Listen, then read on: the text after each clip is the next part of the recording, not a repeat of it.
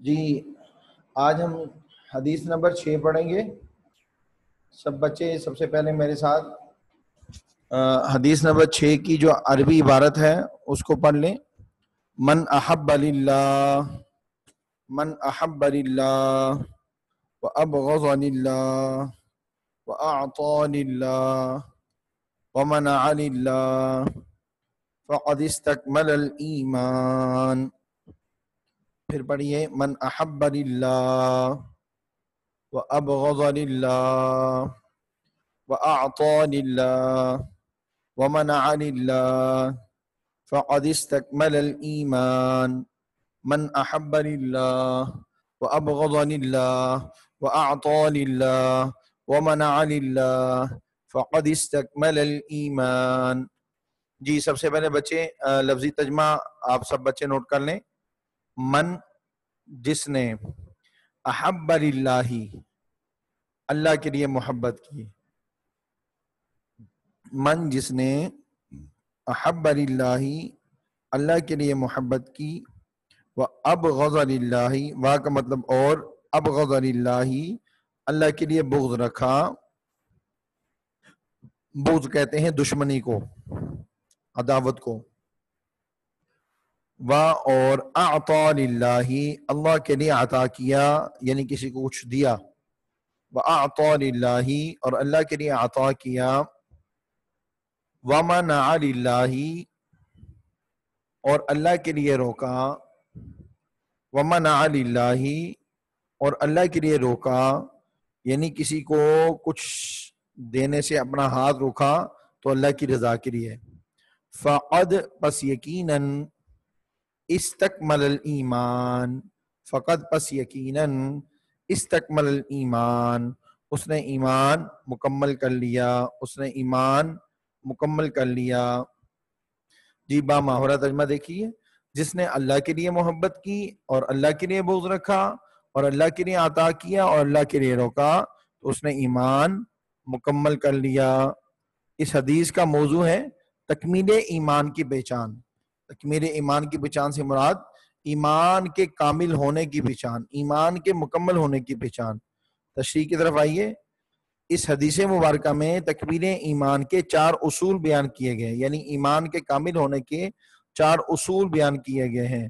Number 1، انسان کسی سے محبت کرے تو اللہ کی ذات کے لیے کرے، یعنی دنیاوی مفاد نہ ہو بلکہ اس کی محبت اس لیے ہو کہ اللہ مجھ سے راضی ہو جائے۔ جیسے انسان اپنے والدین سے محبت کرتا ہے اور اسی طریقے سے اپنے بزرگ اور اساتذہ سے، تو اس لیے کہ اللہ رب العزت کی ذات نے حکم دیا ہے ان کے ساتھ ادب و احترام اور محبت کا سلوک کرنے کا۔ اس طریقے سے نمبر 2، کسی سے بغض رکھے تو اللہ کے لیے، کسی سے بغض رکھے تو اللہ کے لیے، کسی سے بغض رکھے تو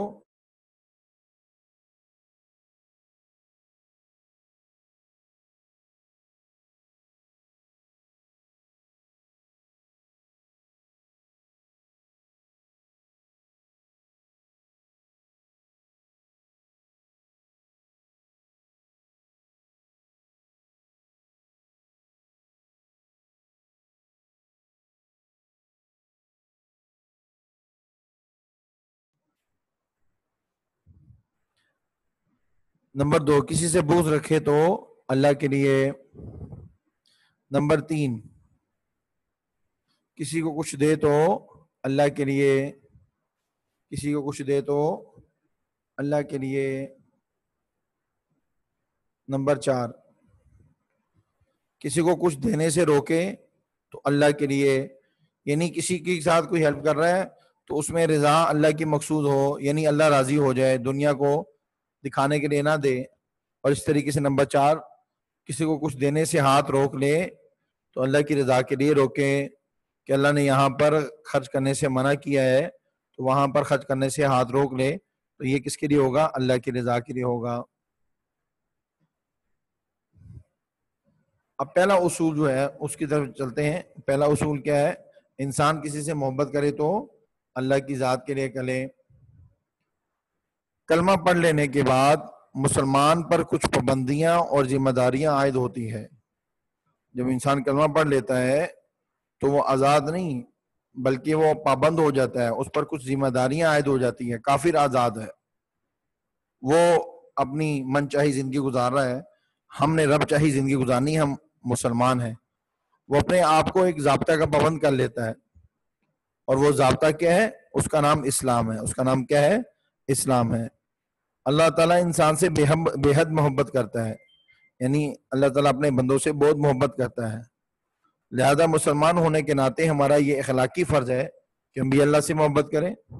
جیسے کہ آپ نے پڑھا ہے، اللہ نے ایمان والوں کے بارے میں فرمایا والذین آمنوا اشد حبا للہ، ایمان والے اللہ سے سخت محبت کرتے ہیں، اور جس سے بھی محبت کریں اللہ کی رضا کی خاطر کریں، اور اللہ کے دوستوں سے محبت کریں۔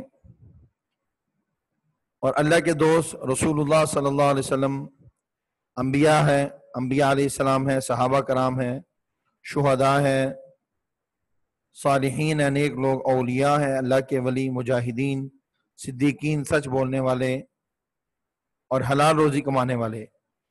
اب ان لوگوں سے محبت کی جائے تو اللہ کی رضا کے لیے کہ اللہ رب العزت بھی ان سے محبت فرماتا ہے۔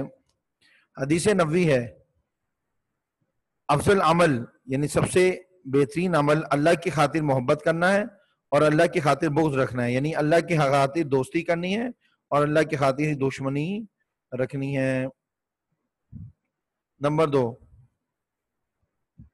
کسی سے بغض رکھے تو اللہ کے لیے، کسی سے بغض رکھے تو اللہ کے لیے، یعنی کسی سے کوئی عداوت کرے، دشمنی رکھے تو وہ بھی اللہ کی رضا کے لیے کہ اللہ نے اس سے دشمنی کرنے کا حکم دیا۔ جیسے شیطان کے بارے میں آتا ہے کہ اللہ رب العزت نے قرآن مجید میں فرمایا ان الشیطان لکم عدو فاتخذوہ عدوا، کہ شیطان تمہارا دشمن ہے، تم بھی اس کو دشمن بنا لو۔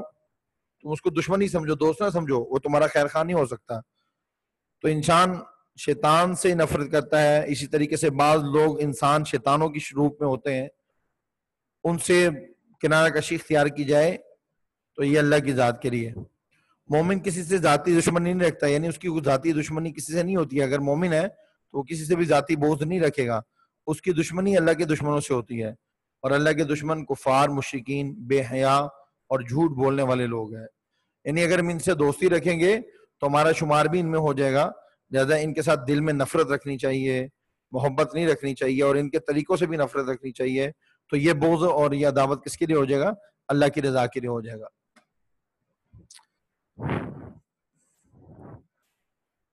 جی، نمبر 3، کسی کو کچھ دے تو اللہ کی ذات کے لیے۔ ایک مسلمان اپنا مال صرف اللہ کو راضی کرنے کے لیے خرچ کرتا ہے۔ آپ نے سورۃ الانفال کی ابتدائی آیات میں پڑھا ہے، مومنین کی صفات کو پڑھا ہے، تو اس میں ایک صفت اللہ نے یہ بیان فرمائی وَمِمَّا رَزَقْنَاهُمْ يُنْفِقُونَ، مومن وہ لوگ ہیں جو اللہ کے دیوے رزق میں سے اللہ کے راستے میں خرچ کرتے ہیں۔ اس کا مقصد دکھاوا نہیں ہوتا، یعنی مومن کا مقصد جب وہ خرچ کرتا ہے تو اس کا مقصد یہ نہیں ہوتا کہ لوگ مجھے دیکھ کر یہ کہیں واہ واہ، یا مجھے بہت بڑا کہے کہ بھائی سخی ہے، بہت کھلا دل انسان ہے، بڑا خرچ کرنے والا ہے، بلکہ یہ نیت نہ ہو۔ جیسے کہ حدیث پاک میں آتا ہے، نبی صلی اللہ علیہ وسلم نے فرمایا کہ تم ایک ہاتھ سے دو تو تمہارے دوسرے ہاتھ کو بھی پتہ نہ لگے۔ مطلب یہ ہے کہ اگر کسی کو کچھ دینا ہے، اس کی ہیلپ کرنی ہے، تو چپکے سے ہیلپ کر دو اس کی، کیوں؟ دیکھنے والی ذات اللہ کی ہے۔ آپ اندھیروں میں چھپ کر بھی کسی کی ہیلپ کریں گے تو اللہ کی ذات تو دیکھ رہی ہے۔ لہذا مومن جو ہے، مسلمان جو ہے، وہ اپنا مال صرف اللہ کو راضی کرنے کے لیے خرچ کرتا ہے، اس کا مقصد دکھاوا نہیں ہوتا۔ اور یاد رکھنا بچوں، جس عمل میں دکھاوا ہو جاتا ہے وہ عمل اللہ کے ہاں قبول نہیں ہوتا۔ اللہ کے ہاں وہ عمل مردود ہے، قبول نہیں ہے۔ قبول وہی عمل ہے جس میں اخلاص ہو، جس میں للہیت ہو، یعنی جس میں اللہ کی رضا ہو، انسان کو دکھاوا اس کی نیت نہ ہو۔ زکوٰۃ، صدقات اور خیرات اسی وقت قبول ہوتی ہے جب مقصد اللہ کو راضی کرنا ہو، اور اللہ کو راضی کرنے کا مقصد تب ہی حاصل ہوگا جب انسان کے دل میں دکھاوا نہ ہو، اخلاص پیدا ہو جائے۔ آگے دیکھیں قرآن مجید کے اندر ارشاد ہے، اور مومنین اللہ کی محبت میں مسکینوں، یتیموں اور قیدیوں کو کھانا کھلاتے ہیں، اور کہتے ہیں کہ ہم تمہیں اللہ کی محبت کی وجہ سے کھلا رہے ہیں۔ یعنی مسکینوں، یتیم اور قیدیوں کو کھانا کھلاتے ہیں تو انہیں کہتے ہیں کہ بھئی ہمارے لیے، ہمارے حق میں دعا کرنا، ہمارا اللہ ہم سے راضی ہو جائے، ہم تو اللہ کی محبت کی وجہ سے کھلا رہے ہیں۔ اور تم سے بدلہ یا شکر نہیں چاہتے، یعنی تم سے یہ نہیں چاہتے کہ تم اب اس کے بدلے میں ہمارا کوئی کام کر دو، بلکہ ہم اللہ کی رضا چاہتے ہیں۔ نمبر 4، کسی کو کچھ دینے سے روکے تو اللہ کے لیے۔ دیکھیے کسی رشتہ دار یا دوست کو زکوٰۃ دی جائے، مگر جب پتہ لگے کہ وہ زکوٰۃ لینے کا مستحق نہیں رہا، مطلب زکوٰۃ جو ہے نا، ہر کوئی زکوٰۃ نہیں لے سکتا، بلکہ جو مستحق ہے، اور وہ انشاءاللہ ہم باب نمبر 4 میں ہم پڑھیں گے کہ زکوٰۃ کے مصارف کتنے ہیں اور کن کن لوگوں کو زکوٰۃ دی جا سکتی ہے۔ مثلا اگر وہ کوئی شخص اپنے دوست کو یا کوئی رشتہ دار کو دے رہا تھا، حکم بھی یہی ہے کہ سب سے پہلے اپنے رشتہ داروں میں تلاش کریں کہ کون غریب ہے جس کو زکوٰۃ لگتی ہے، پھر اپنے دوست احباب میں، نیبر میں تلاش کریں۔ اب اس کو پتہ لگ گیا کہ وہ مالی حیثیت اس کی ٹھیک ہو گئی ہے، اب وہ غریب سے امیر ہو گیا ہے، یا اس کے پاس اتنا مال آ گیا ہے کہ اب وہ زکوٰۃ کا مستحق نہیں رہا، تو اس کی مدد بند کر کے کسی مستحق کو دینی چاہیے۔ بعض لوگ یہ کہتے ہیں جی ہمارا رشتہ دار ہے، ہمارا دوست ہم سے ناراض ہو جائے گا، بلکہ ہم نے یہ نہیں دیکھنا کہ ہم سے کون ناراض ہو جائے گا، کون ہم سے راضی ہو جائے گا، بلکہ ہم نے یہ دیکھنا ہے کہ اللہ کی ذات ہم سے ناراض نہ ہو جائے، اور ہم نے یہی دیکھنا ہے کہ اللہ کی ذات ہم سے راضی ہو جائے۔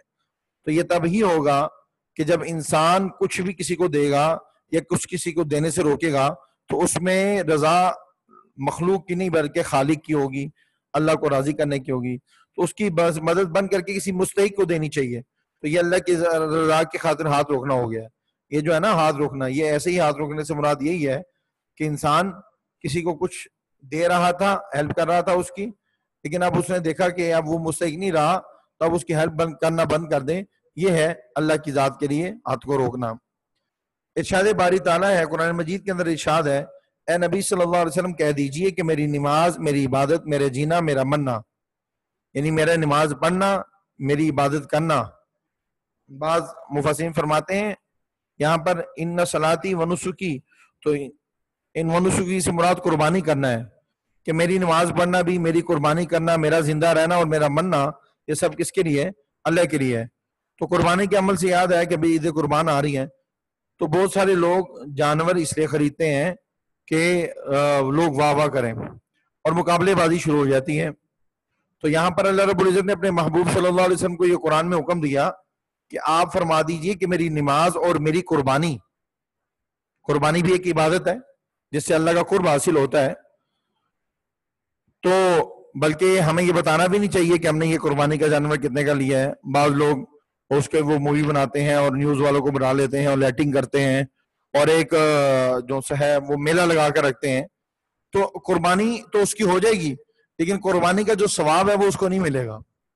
قربانی کا ثواب تب ہی ملے گا کہ جب وہ اس کی دل میں یہ نیت ہو کہ میری قربانی سے اللہ راضی ہو جائے۔ اگر کوئی انسان لاکھوں روپے کی قربانی لیتا ہے اور لاکھوں کی کوئی چیز اللہ کے راستے میں خرچ کرتا ہے، لاکھوں کا کوئی عمل کرتا ہے، لیکن مقصد اس کا اللہ کی رضا نہیں ہے بلکہ شو شاہ ہے، دکھاوا ہے، ریاکاری ہے، تو وہ عمل اس کے منہ پہ مار دیا جاتا ہے۔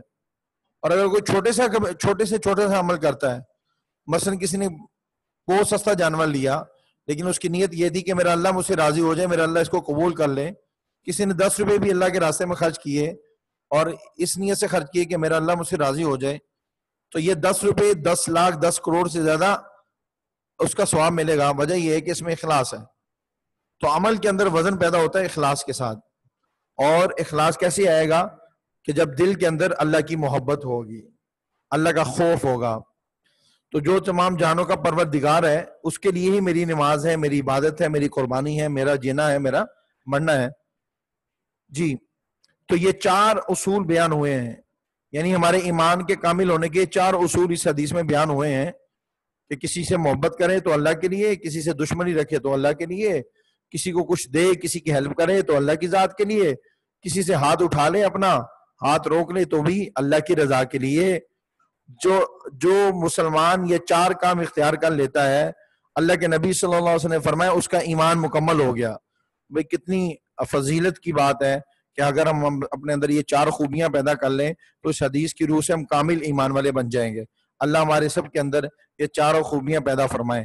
حاصل کرام، اس حدیث مبارکہ پر عمل کرنے سے 2 فائدے حاصل ہوتے ہیں۔ نمبر 1، اسلامی معاشرے کا معیار اور وقار بلند ہوتا ہے، ہمارا ایمان مکمل ہوتا ہے اور اللہ اس کے رسول کی رضا حاصل ہوتی ہے۔ یاد رکھیں اگر دنیا میں اس حالت میں چلے گئے کہ اللہ اور اس کا رسول خدا نخواستہ ہم سے ناراض تھا، تو یہ بہت بڑا گھاٹے اور نقصان کا سودا ہے، بہت بڑی ہم مصیبت میں پھنس جائیں گے۔